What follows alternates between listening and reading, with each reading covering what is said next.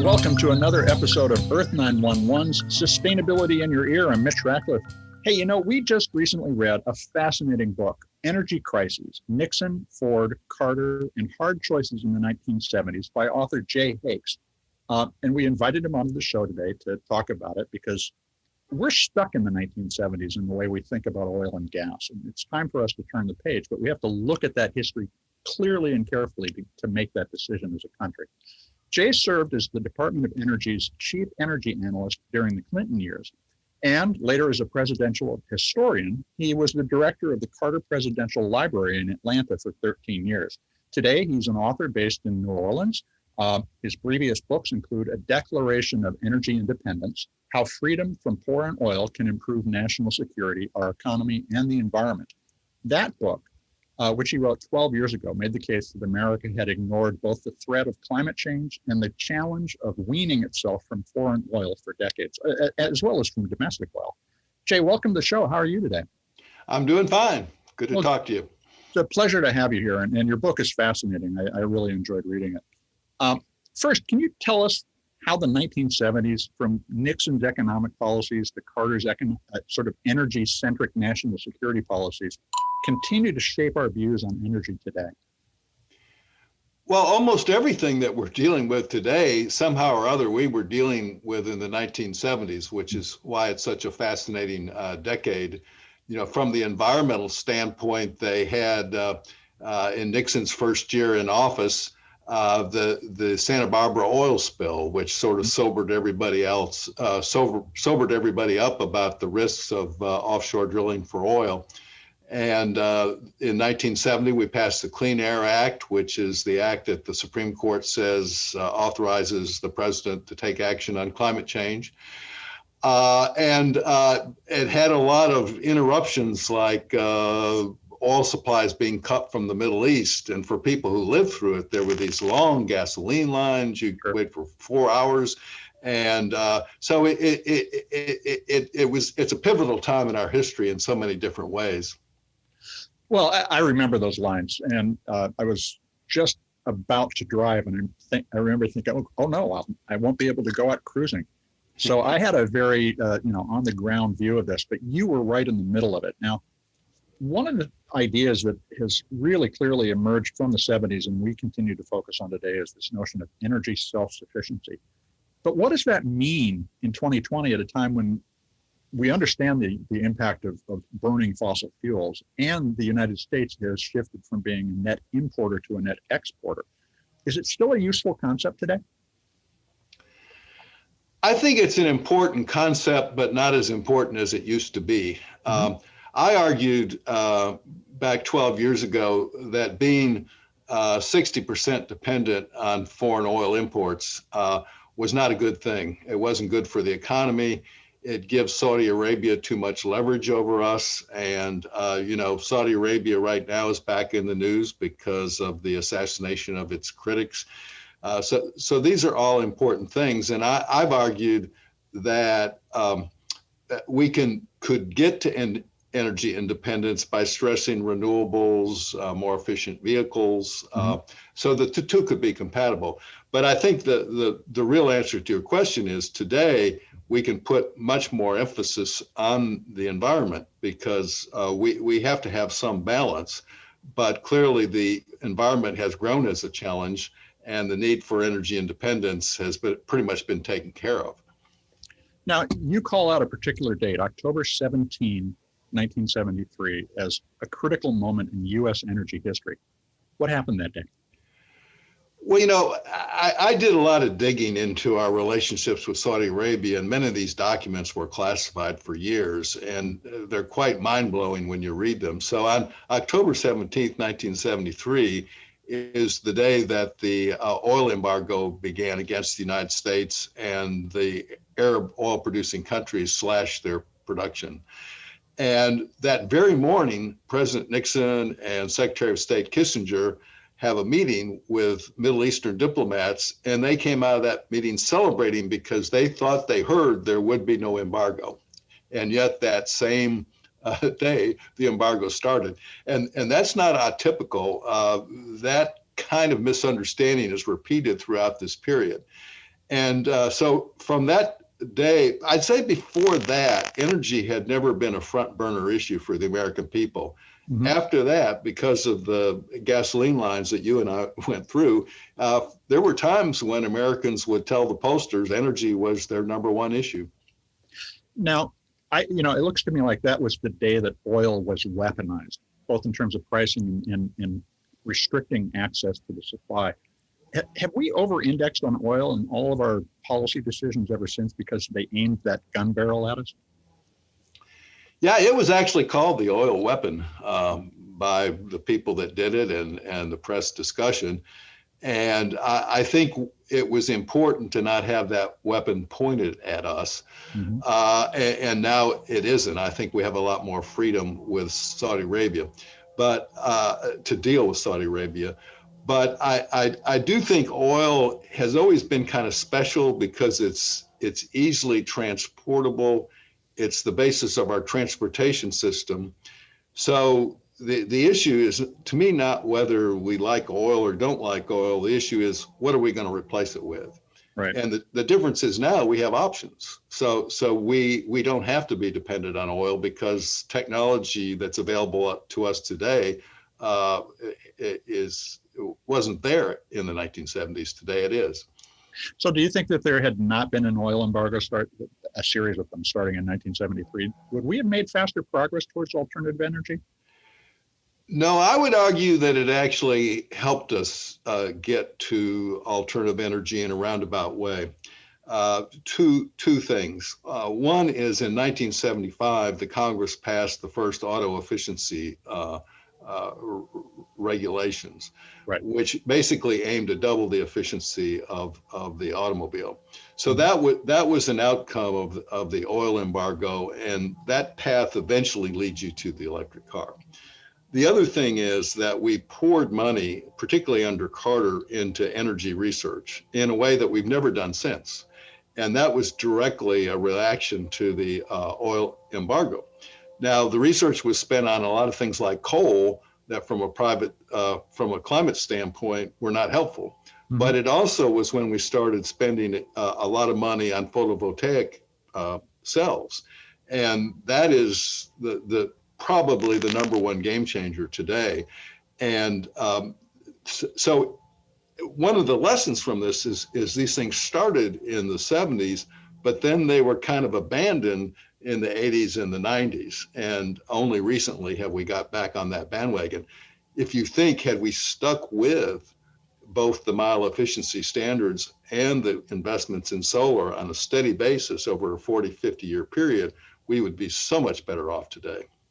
Well, and one of the impressions I came away from reading the book with is that Nixon's, and you wrote, this is a quote, constant obsession that a weak economy might damage his re-election prospects seems to have shaped presidential decision-making ever since. And therefore, cheap energy has become the U.S. fallback to drive economic growth artificially. Is that what stopped the innovations in the 80s and 90s? It didn't help. Carter actually was willing to bite the bullet and deregulate crude oil prices. So mm-hmm. At least for a while, there was this bump in prices that led to efficiency. And during this period, Europe was putting in gasoline taxes, very large gasoline taxes. And politically, we just couldn't do that in this country. The politicians didn't have the nerve to do it. The voters seemed to not want it. So we got caught in this pickle that we couldn't get out of. And there's what I call the lost years of energy, and it's basically from 1995 when the last updates to the mileage efficiency standards occurred, mm-hmm. till 2007 when the Congress came back in and reinstituted the program. So we basically had from 1985 to 2007 where we did nothing about automobile efficiency, and climate change, because the carbon stays in the atmosphere for over 100 years. When you lose a big time period like that, you can't make up the lost ground. Sure, and we're feeling that now, clearly, in terms of the extreme weather that we're seeing. Right.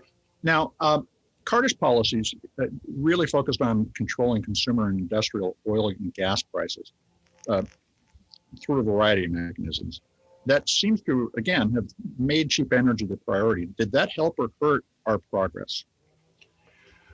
Well, that's a complicated question to ask, not to ask, but to answer. I'm sorry. Carter actually started the decontrol of natural gas prices, and he also decontrolled crude oil prices. He also funded research in the hydraulic fracturing technology, which today we call fracking, which in later years helped reduce the price of oil and gas. So it's a complicated judgment to make about it. But he declared Sunday in the spring of 1978 and dedicated the Solar Energy Research Institute, which is now the National Renewable Energy Laboratory out in Boulder, Colorado. And he put in a windfall profits tax on the oil industry, and a big chunk of that money went to research on things like solar efficiency. So that period there, we got a big boom, and then in the 90s, we started relying more on Japan and Germany because they were making some investments in solar. And then with Obama's stimulus package, for a few years, we got back in the game and we're making heavy investments. So it's a complicated thing to follow the ups and downs. Sure. But in the 70s, they were kind of throwing the kitchen sink at the problem. And some of their ideas were good and some weren't so good. And Carter himself was a nuclear engineer by training, and so was thinking at a level that a lot of us, or a lot of politicians certainly since, have not. And that's something we need, is a new focus on expertise. Do you see promise in what the Biden administration is doing with the stimulus plan and infrastructure discussion? Yes.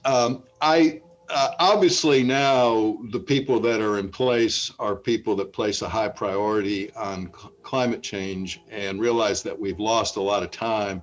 So sort of the gradualist approach, which I would have favored 20 years ago, isn't going to work anymore. So I'm optimistic. Now, what Biden does through executive orders will have to pass the muster of the Supreme Court. Mm-hmm. And it's a pretty conservative court right now, but it does have the precedent of allowing the use of the Clean Air Act to deal with climate problems. With Congress, that's a complicated situation. And I hope that they will not try to solve the whole problem in one piece of legislation. I think it's a little bit like the Affordable Care Act. If you take the different parts of it, people say, well, that's a good idea. And then you put it all together and somehow they get all riled up about it. So I think, we have to approach methane leakage as a problem that needs to be dealt with. Well, maybe we can have a standalone piece of legislation on that. Mm-hmm. And then we need to encourage the electric car. We need to make sure that electric generation is coming from zero carbon sources. And, I'm just diving into Bill Gates' book that's just been out for a couple of days. And he says we need to take a look at concrete because that's where a lot of emissions come from. So there's a lot of pieces to this puzzle.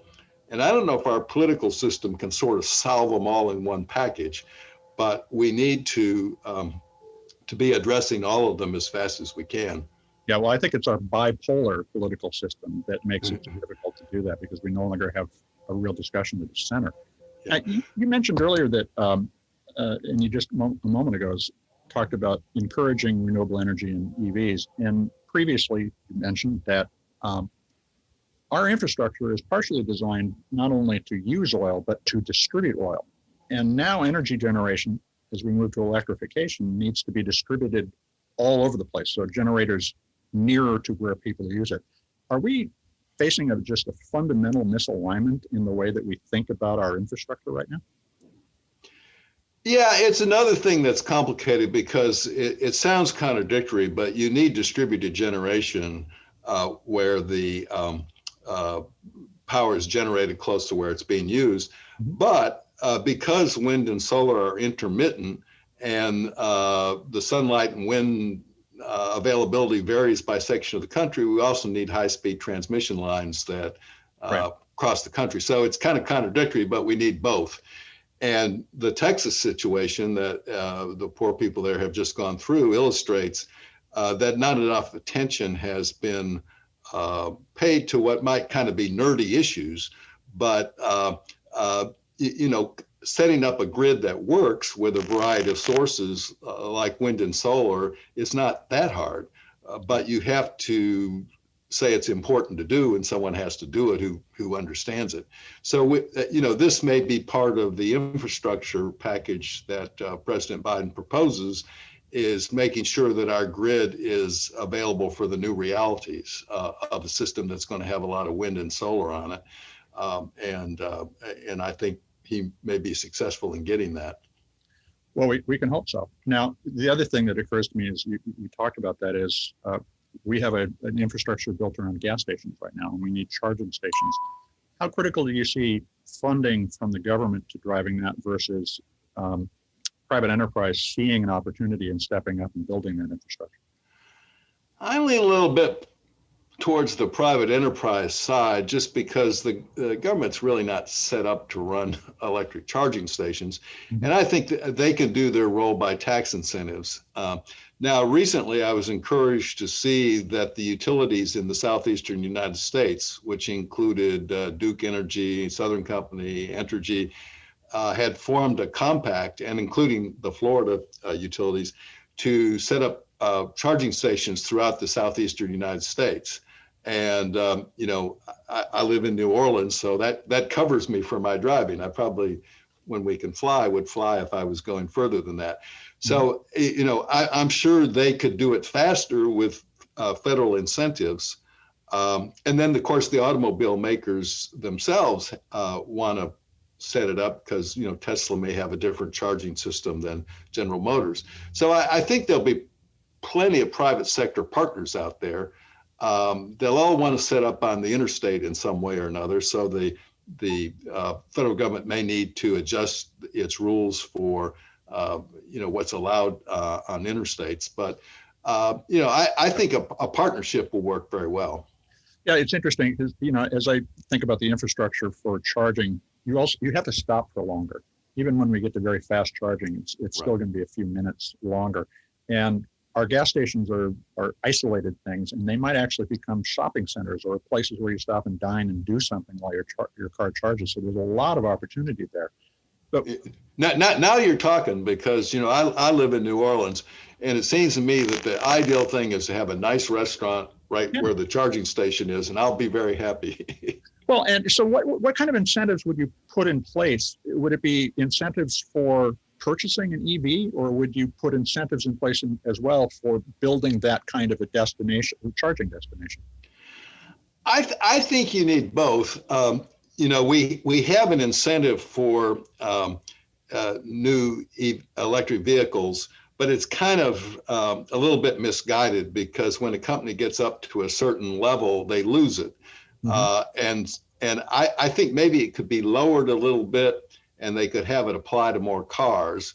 And then I don't think it would take a heavy tax subsidy for the charging stations, but you could say maybe the government will reimburse you for 1/3 of the cost of your charging station. And neither one of these would need to be permanent. I think in 7 years, maybe the electric cars will be fully cost competitive, and charging stations will be, part of the mix, and so the subsidy can probably be reduced.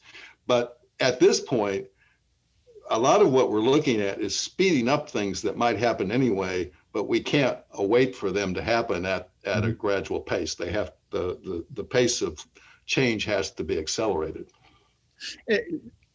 So let me ask if you could just, to close our discussion, which has been fascinating. What lessons from the 1970s do you want today's policymakers to keep in mind as we accelerate that transition? And do you feel like the 50-year oil obsession and the 40-year impasse that we've experienced with Islam, that was essentially crystallized by the Iranian Revolution are still driving our policy, or are we ready to move forward? Well, I think that we can change our view towards the Middle East, and I think maybe we are. I think the new administration may be willing to stand up and against Saudi Arabia more than they would have when we had the total obsession on oil. So I think that things are in the process of changing. And I would say that the lesson from the 70s is you've got to keep your foot on the pedal. You can pass, wonderful ideas and do them for a couple of years, and then people get apathetic about it, and they move on to something else, and then we lose the progress that we made. So I think with climate change, we have to think of this is that every year we have to update our level of technology, and we can't have like a 5-year period where we don't do that. Right. And we also have to make sure that we front load a lot of the savings, because if we wait to 2050, we will have put all this carbon up there that'll stay for a long time. So I think the lesson we learned from the 70s was the good ideas they had got lost in the 80s, and it's taken us a very long time to get back to what we should be doing. Well, so many things got lost in the 80s. Well, Jay, I want to thank you so much for taking the time to talk with us today. Really enjoyed it. Hey, thank you. That was Jay Hakes, folks. He's the author of Energy Crises, Nixon, Ford, Carter, and the Hard Choices in the 1970s. And of course, we'll have a link in the article that goes with this podcast. And we'll be back, hopefully, to talk with Jay again in the future. This is Earth911's Sustainability in Your Ear. I'm Mitch Ratcliffe, and we'll be back. In the meantime, take care of yourself, take care of one another, and let's all take care of the planet.